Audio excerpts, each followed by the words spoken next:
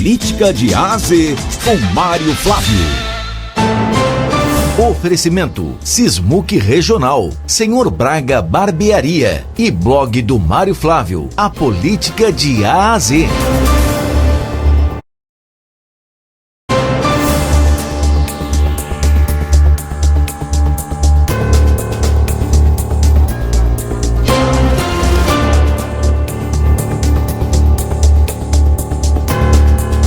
Sete horas e 12 minutos aqui na sua Rádio Cidade. Vamos falar sobre política. Vamos falar, Renata, sobre o presidente da Assembleia Legislativa que acusa o governo Raquel Lira de tentativa de interferência. Isso gerou reações dos governistas. Mário Flávio, bom dia, Mário. Bom dia, Vitor, Renata, bom dia ao nosso ouvinte. E olha, mais um capítulo aí dessa relação complicada entre Álvaro Porto e Raquel Lira, entre o Executivo e o Legislativo. O presidente da Assembleia ontem usou um momento raro, que é ir à tribuna da casa de Joaquim Nabuco para acusar o governo de tentar interferir na formação das comissões e ainda por barganhar com deputados. Pior, ainda diz barganha e não cumpre o que promete. A gente tem aí um trecho da fala do Álvaro Porto, na sequência fazer um comentário e bater um papo aqui sobre essas declarações e o que isso pode impactar aí na política estadual. Durante o recente processo de composição das comissões permanentes e eleições para a presidência desses colegiados, assistimos estarrecimento e indignação às descabidas investidas do Executivo sobre a nossa atividade. Investidas essas que foram desrespeitosas, inconvenientes e que só contribuíram, infelizmente, para a indesejada fragilização das relações entre os poderes. Tais articulações, senhoras e senhores, foram feitas com aval e participação da vice-governadoria e um de seus assessores, tudo inacreditavelmente tramado dentro da Casa Civil. Inclusive, é importante frisar que assessores do Palácio vieram aqui na Assembleia até mesmo para protocolar mudanças em bloco partidário. Quer dizer, o Executivo quer assumir o papel dos deputados e das lideranças. A Alep rechaçou e rechaça a desrespeitosa decisão do Palácio do Campo das Princesas de enviar assessores para circular ostensivamente nas reuniões que trataram da formação das comissões. Essa conduta, é bom frisar, foi truculenta, inapropriada, intimidatória e, principalmente, ofensa a essa casa. Diante dos episódios ocorridos, vale lembrar que a tentativa de divisão tem se tornado prática recorrente dentro do governo, sempre às vésperas de votações importantes na Alep. Deputados são chamados pela Casa Civil para ouvir ofertas de benefícios e cargos, como ocorreu agora. Curiosamente, é de conhecimento geral que a Casa Civil pouco ou nada cumpre. Deputados aqui sabem muito bem o que é proposto pela Casa Civil não se concretiza. Daí a fala do Álvaro Porto, eu não sei, Vitor e Renato, o que chama mais atenção.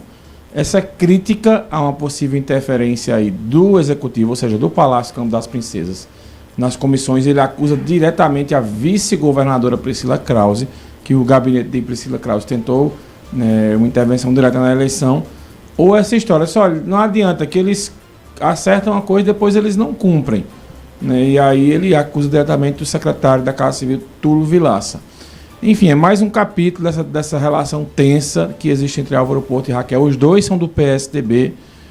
Quando Raquel foi eleita governadora, era uma espécie de lua de mel entre os dois, né, o presidente da Assembleia e a governadora, mas pouco tempo depois não se entenderam mais e até hoje vivem as turras aí. Tanto Raquel, ela quase não expõe essa relação difícil, mas Álvaro Porto, olhe, ele descarrega com força, Vitor e Renata, e ontem, após esse discurso dele, houve reação. A bancada governista acusando o presidente Álvaro Porto e outros deputados de machismo por tratar a governadora dessa maneira, porque ela é uma mulher. Inclusive a Gleide Ângelo, que é deputada estadual, reclamou desse discurso, disse que não tinha nada a ver, que ela era mulher e que estavam tentando tergiversar o assunto. E já os opositores dizendo que não, né, que, como disse a Gleide aí, que era uma questão apenas tentar arrumar uma desculpa por essa péssima relação entre o governo e a Assembleia. Eu acompanhei, Mário, uma resposta do deputado Antônio Moraes, que é um dos grandes defensores do governo Raquel. Um dos novos vice-líderes do governo. Vice-líder do governo. E ele disse que interferência por interferência teve de Bolsonaro, teve de João Campos, e que isso acontece... Bolsonaro ele disse que sim. Nas comissões da Assembleia. Discussões de comissão, até Bolsonaro interferiu. E ele disse que isso é algo comum, que já acontece de muito tempo, que ele já está há muitos anos na Assembleia e que isso não é novidade. Então tentou tirar por menos esse Olha, discurso. que é um exemplo de que não é que tem uma intervenção direta. Eu concordo com o Antônio Moraes. Sempre teve isso. Veja, Caruaru. Quem era o presidente da Comissão de Desenvolvimento Econômico na legislatura que Lessa foi deputado? Era Eric Lessa. Então, teoricamente, a mesma comissão em Caruaru, ela iria para quem? Para ele. Lessa não ficou em nenhuma comissão importante presidindo, porque ele é o líder da oposição. É assim o jogo político. Se amanhã Lessa vai para a base do governo de Rodrigo Pinheiro, rapidamente, né, o presidente da Câmara vai encontrar uma brechinha ali para dar uma comissão a ele. O jogo político é desse jeito. Quem está na oposição sempre fica a par dos espaços, né? O que aconteceu nessa questão da Assembleia é que o governo iria ser derrotado, Vitor e Renata, e eles perceberam isso, tentaram minimizar as derrotas, boicotaram a votação das comissões e acabaram derrotados, recorreram à justiça e o juiz que atendeu o pedido disse, olha, isso é uma questão interna corporis, ou seja, é uma questão que deve ser resolvida dentro da Assembleia. A justiça não tem nada a ver com isso e o governo saiu derrotado. E ontem, falando da política nacional, foi um dia aqui movimentadíssimo, né, com o ex-presidente Bolsonaro. Como a gente lembra que a gente falou ontem de manhã aqui, olha ele com o microfone na mão e foi um tiroteio de palavras aí, acusações para tudo quanto é lado, contra Flávio Dino, contra o presidente Lula, contra Alexandre de Moraes, contra a imprensa, Bolsonaro sendo Bolsonaro. Agora, teve um trecho, Mário, que a gente até separou aqui, em que ele fala sobre o projeto de anistia, que está na pauta do dia, é o tema principal, inclusive convocou um evento no Rio de Janeiro, pediu às pessoas que tiverem parentes no Rio de Janeiro para que possam falar com esses parentes para comparecerem, e a questão da anistia foi tocada por ele falou em anistia humanitária. Vamos acompanhar esse trecho. Esses coitados de Brasília condenados por tentativa armada de mudança do Estado democrático. Armada? Eles nunca viram uma arma na frente deles. Covardia. Para estimular vocês a participar do jogo político. Se a vida de um de vocês aqui não tá boa, o teu time aí, o Sport, o Náutico, Santa Cruz não tá bem, lá na penitenciária tem mães de filho pequeno, condenados a 17 anos de cadeia, chorando porque não vai dar banho no seu filho para dormir. Acorda chorando que não vê o seu filho do teu lado. Quem faz isso, eu vou ser educado. Não tem coração. Não temos como buscar dia melhor para o próximo se você não interpretar o que é o Pai Nosso. Lá está a palavra perdão. É duro perdoar. Reconheço. Você pode perdoar silenciosamente. Agora, quem não pratica isso e condena uma mãe com um filho pequeno a não acordar e dormir com o seu filho, não vou adjetivar aqui. Cada um pense o que quiser. Essa nossa luta é uma anistia humanitária. Olha, esse tema da anistia é um tema recorrente, inclusive o próprio presidente da Câmara, Hugo Mota, né, disse que ia pautar isso aí em breve. Bolsonaro falou ontem muita coisa sem sentido, sem pé e sem cabeça, entre elas aquela da ideologia de gênero, daquele negócio bem batido, né, outras questões mais pontuais, a defesa dele.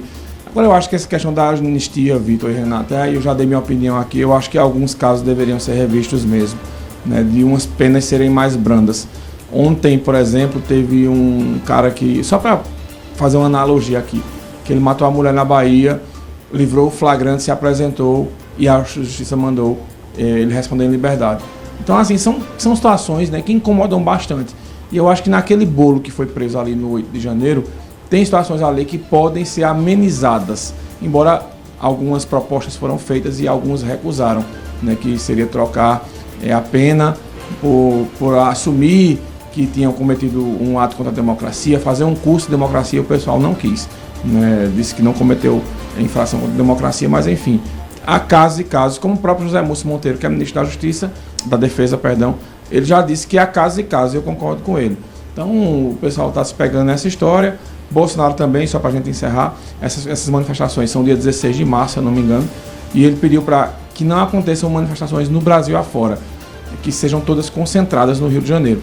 E muitos estão obedecendo, como é o caso do próprio Silvio Nascimento, que é vereador aqui de Caruaru, e tem uma manifestação em Caruaru, ou vai ter ainda, mas ele disse que ele não vai, a pedido do próprio Bolsonaro. Bom, e nós vamos repercutir ainda mais essa vinda do ex-presidente Jair Bolsonaro aqui para Pernambuco, no nosso Cidade Entrevista com o ex-ministro do Turismo, Gilson Machado, que esteve com o ex-presidente ao longo de toda essa agenda ontem aqui em Pernambuco. Mário, obrigado e até amanhã. Até, e o Bolsonaro disse claramente que quer o Gilson Machado candidato ao Senado, só bater um papo com ele sobre isso também. Manhã Cidade. Política de A a Z com Mário Flávio. Oferecimento Sismuc Regional, Senhor Braga Barbearia e blog do Mário Flávio, a política de